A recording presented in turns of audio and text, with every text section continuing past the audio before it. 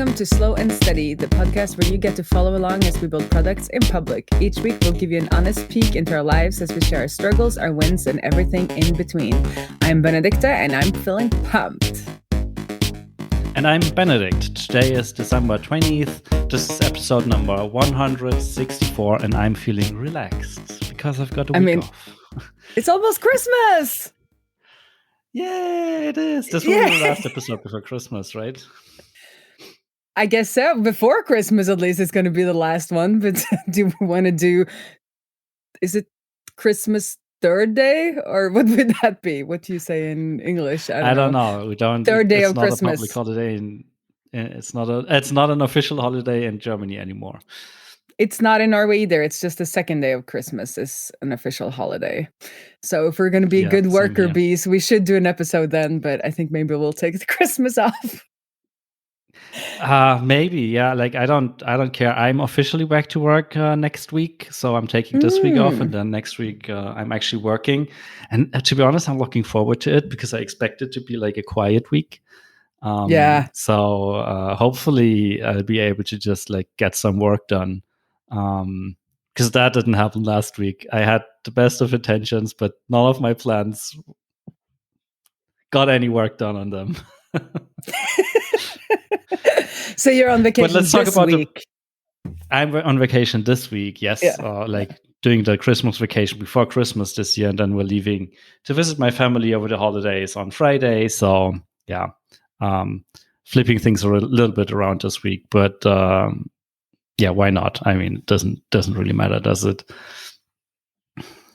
But I guess the big news of the last week, or the big news of this episode, is like you launched on ProductHunt. So tell us about it. How did it go? I mean, for the listeners of the podcast, you're not surprised to hear that we totally broke Twitter. That's how I like to phrase it. We did hit our 500 unfollow across all users limit. And some people, less people than I thought, was kind of annoyed. And then somebody in the Mega Maker community was like, I'm trying to unfollow him and I keep getting this error message, because I kind of made the error message or the alert for when you were hitting your own personal 50 followers per 15 minutes. So it was a little, and then I like kind of shoehorned some information into there. And he was like, this doesn't sound positive. So he helped me kind of rewrite it. And after I rewrote it, like nobody complained. So thanks a lot. You know who you are. And we got like 200 new users or signups. It's nice. Fun having a free product. People just click the sign up button with no hesitation, I guess. So we got a lot. I think we had like almost like 150 or something on the day, or like 190. I don't remember exactly, but we're at 200 new users now, and we've facilitated 5,640 unfollows since the beginning of Prune Your Follows, and then it's been 1,669 since the launch, if I got my queries correct. And we landed on the 13th place, which I feel like we were doing really good. And then we got hit by that rate limiter. Like people were still signing up, but I don't think maybe not everybody went over to ProductHunt to like upvote after getting that limit. But I think we did really well. And I mean, if we for some reason had landed in the top 10 and ended in that newsletter that goes out to like 500,000 people or whatever, we would have definitely been rate limited. I would never be allowed the developer account on Twitter again. So, good news, bad news. It was a lot of fun. I just loved it. It was like, lots of activity. I like a little bit of excitement and, crunch time. And yeah, so all in all, I think it was a really good experience. And also just fun for me because we have like 500,000 records now, I think, in one of the account or in one of the tables. And I've never like personally worked on a product that has like 500,000 records. So it's just interesting to see kind of, what can break, and also a lot of fun with the sentry logs because there are so many weird bugs. Are you tracking both front end and back end, or? Yes. So on the front end, I'm basically just doing mostly just like the standard Sentry thing, where I think it's just like surrounds the whole React app or like the whole Gatsby app, and like will catch any error that crashes the app. And then I also made sure to log some of the, or most of the kind of Axios errors that I have. I use Axios to like for my HTTP as an HTTP client, and I'm logging those, even though those don't always result, in an actual error. Like my app can totally handle that data isn't showing up. But I'm seeing that whenever there's a rebuild of the site, we get a lot of these like rehydration issues. And I think and I don't think I think they're inevitable. I think it is from people having the app open when a new build is happening. And then when they go to navigate on the page, there's a difference between kind of, what is now on the server and what is in the client. But I'll have to investigate that more. But lots of fun seeing things. And we've had some serious breakage. Somebody who was following 16,000 people tried to use the app. Wasn't built for that, I guess.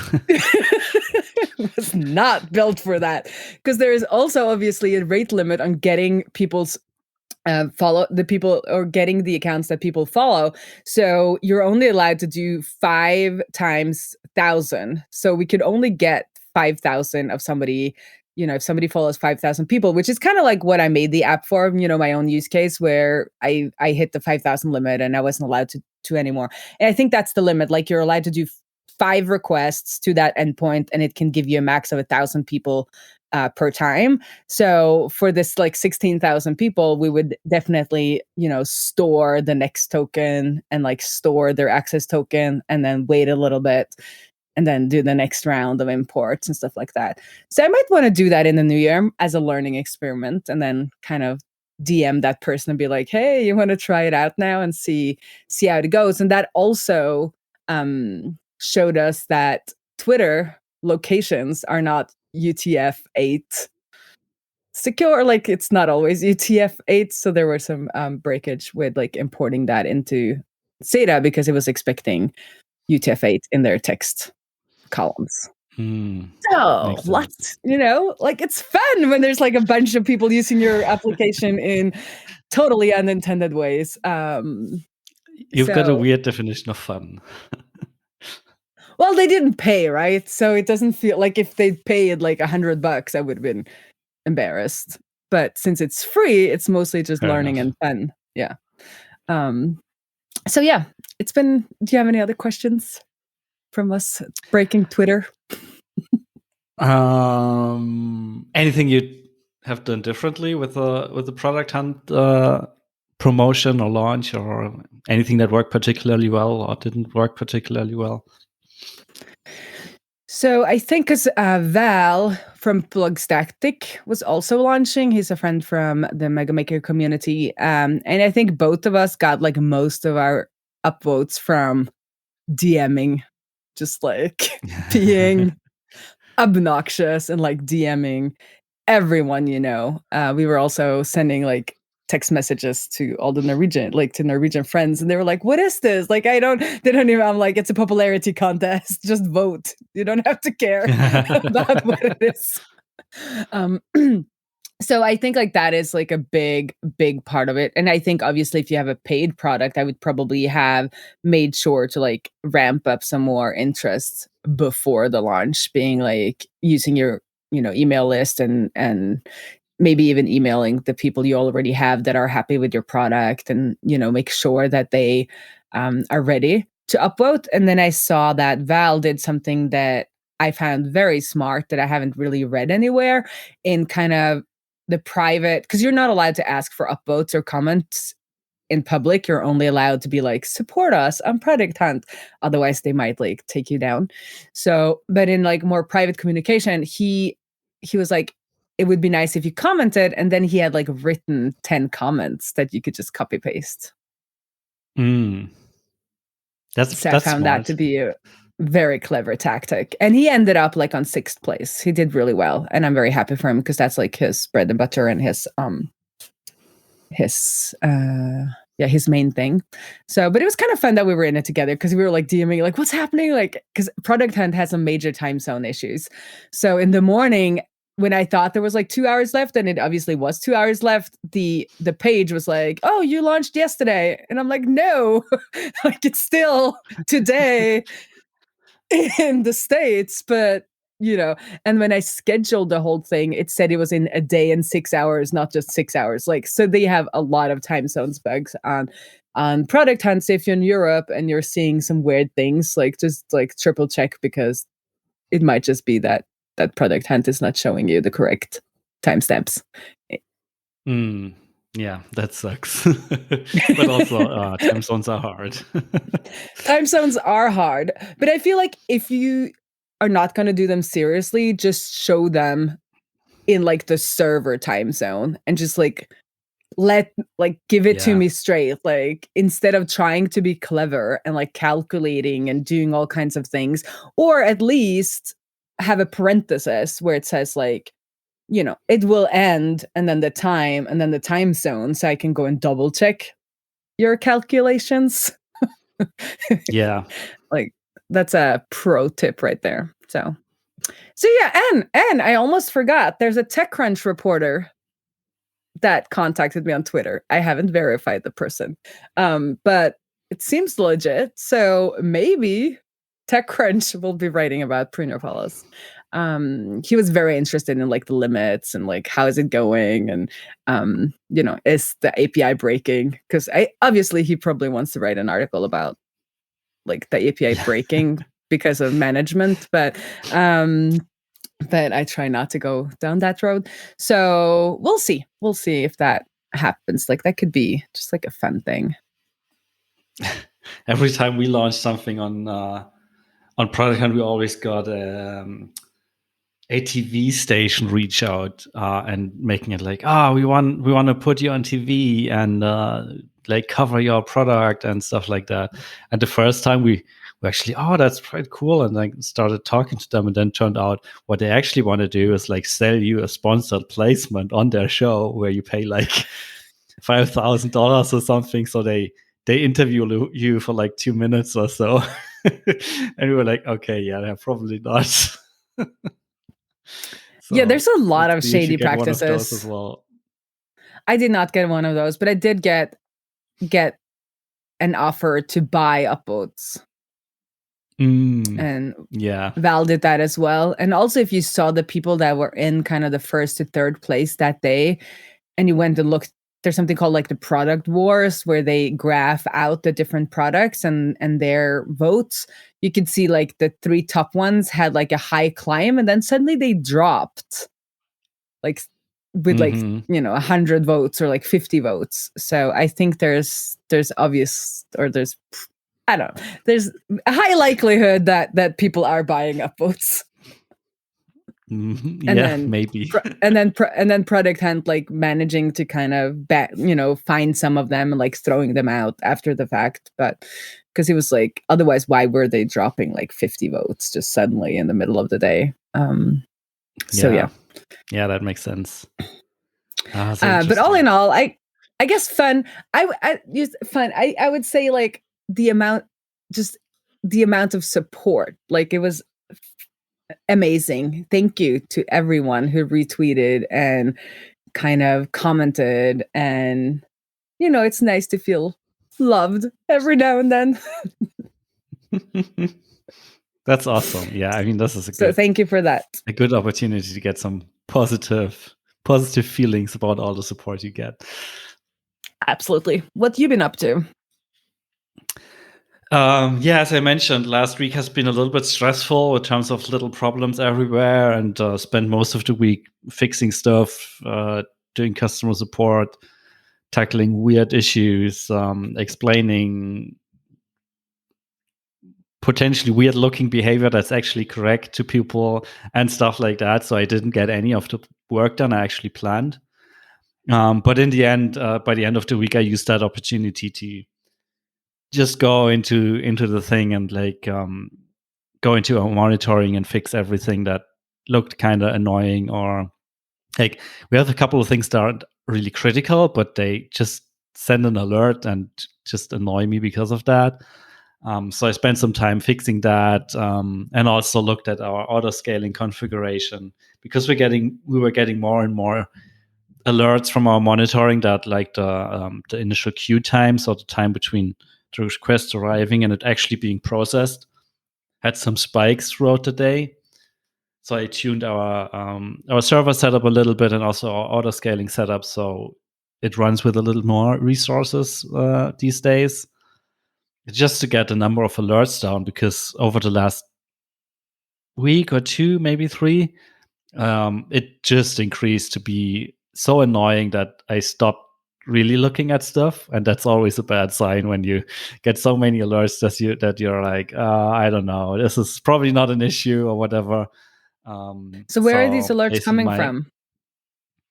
They're coming from AppSignal, our application monitoring tool. It does everything from like errors, like sentry just, to like performance metrics, like requests per minute, requests per second, response time, queue time. It's monitoring our database, it's monitoring our servers, it's monitoring our background queues, all of that.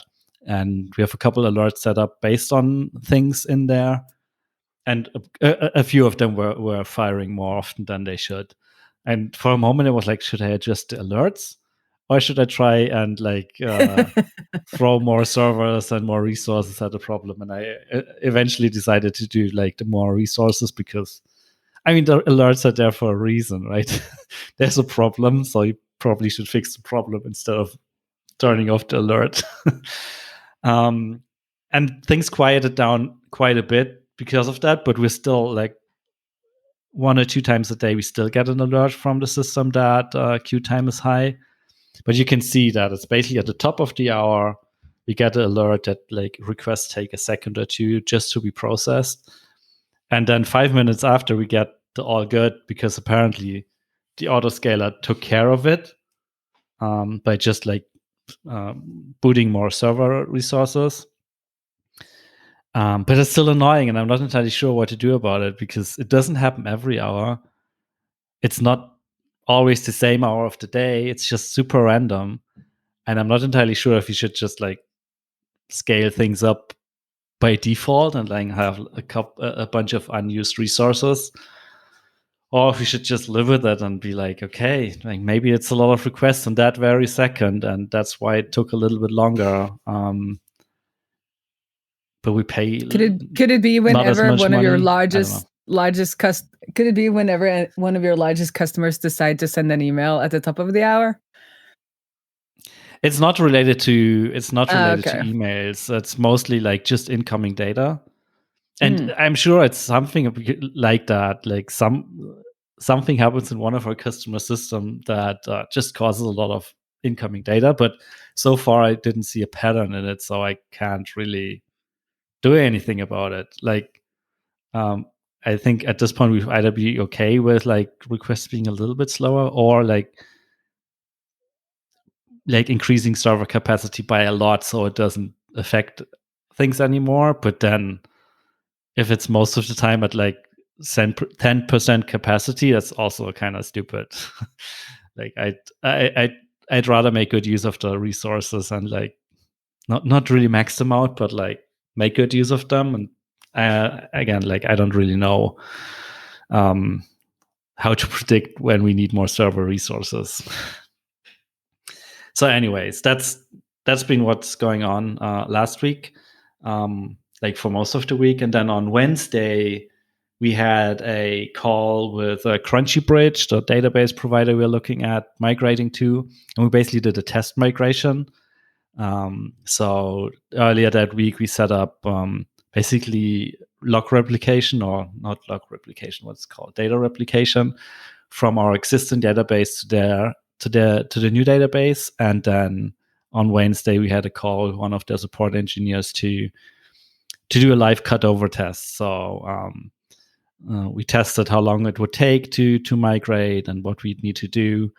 And it turns out we might be able to do this within 30 minutes. So we'd have like 30 minutes of downtime, but that's enough to get all the data copied and up to date on the new system. And then unfortunately because they have like different encoding settings for UTF-8 and stuff like that. We have to rebuild a couple of indexes, and that takes like 20-25 minutes. But that's it. Like we can migrate all of our data in about 30 minutes.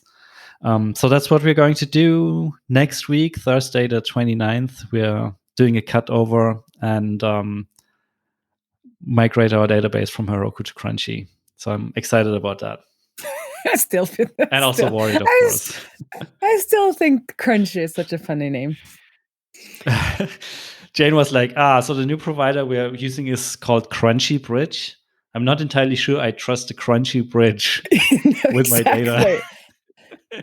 And yeah, and as I said a couple of weeks ago, like I don't know, Crunchy just brings up American cereal commercials for me.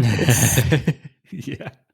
It's just we're going to do a lot of data crunching over there, so in that regard, I guess that's where the name comes from. Like, but it's just like when you say crunch, all I can hear is like crunch. You know, when you're like chewing on something crunch. Like I don't hear crunching data. Like I guess it's because it's crunchy, like the Y at the end. But anyway, their marketing person commented on one of our Slow and Steady tweets, audiograms, when I was talking about this last time. So I am expecting that you will get a Captain Crunchy cereal box with your face on it as merch from them. Like they could just buy a Captain Crunchy box and like modify like your customer, you as a customer, like your face on it, and that would be such a fun marketing ploy from them. Yeah, that would be fun though. Yeah. I'm manifesting. This is gonna happen. You're kind of forcing them to, right? I'm not forcing anyone. I'm just saying it's a very good idea. Yeah. So the other thing we did in preparation for that, we figured out a way to put our application into read-only mode, sort of. Because even though 30 minutes isn't that long of downtime, we figured it's a problem if, for example, link tracking doesn't work anymore in those 30 minutes. So like if we'd put the application into full maintenance mode, which we kind of have to because we don't want any writes to the old database in that 30-minute time frame where the replication is stopped, but the new database isn't quite ready yet. If we put the application into full maintenance mode, like stuff like people clicking on links would get, hey, we're down for maintenance message, which is kind of not a good user experience.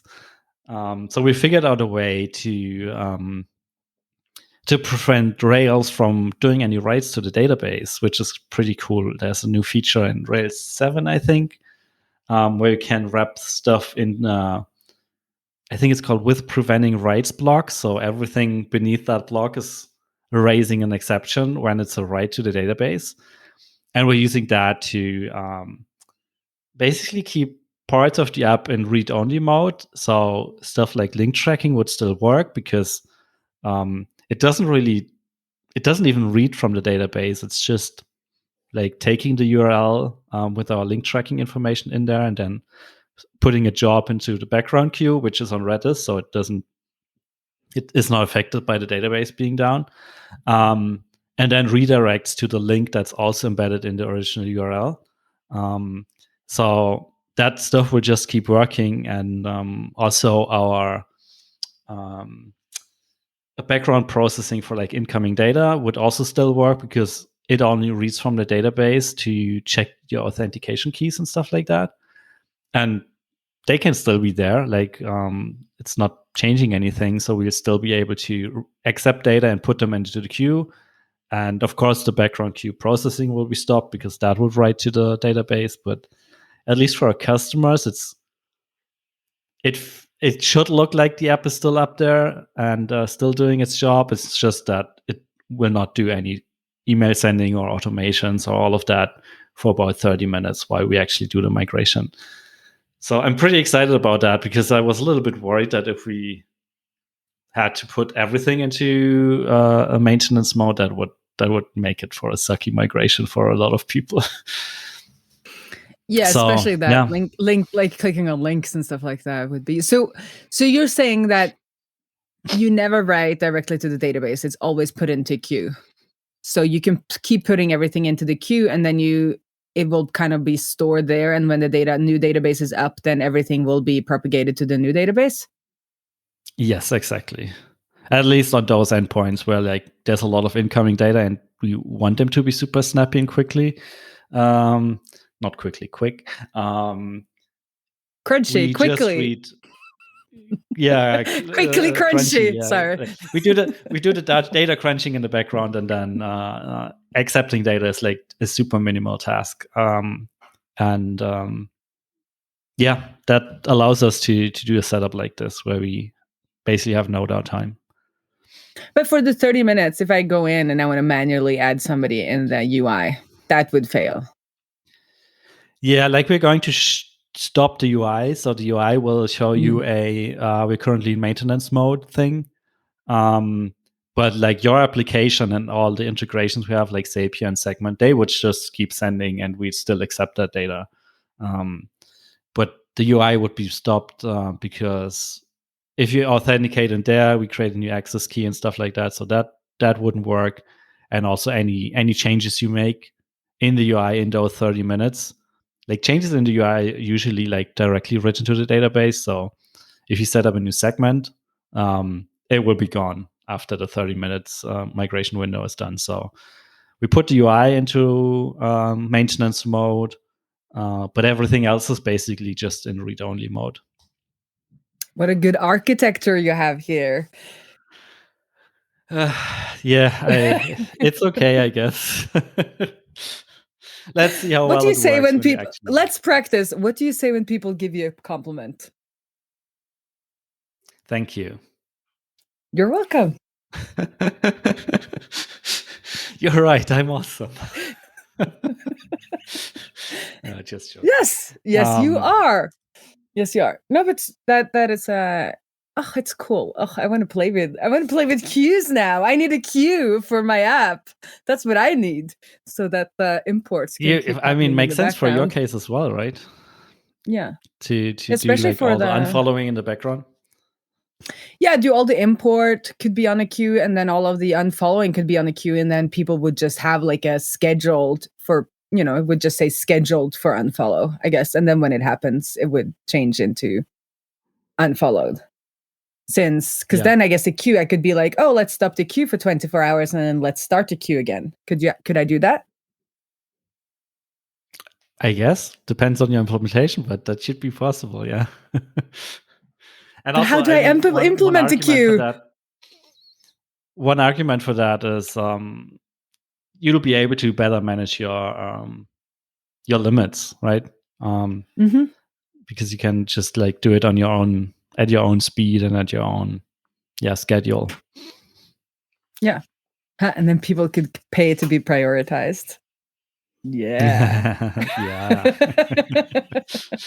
I really want to unfollow this person. Here's $20 to make sure they are gone from my timeline. And then everybody else is put in the background queue to happen after 24 hour or whatever. Right. I guess I have to, if anybody has any resources on, I think SATA is working on an integration with Cloudflare. And if I'm correct, Cloudflare has some kind of queue product. So if anybody has any good resources on that, let me know. And if anybody knows anybody at Cloudflare, they can sponsor me and I'll work on Cloudflare queues for Prune Your Follows to make it all happen. But yeah, I guess that's it. Oh, and by the way, I still love my wood stove. It's the best thing that has happened this year. Awesome. That's good to hear. Well, then, I guess Merry Christmas. Enjoy your holidays. Enjoy your holidays with your wood stove.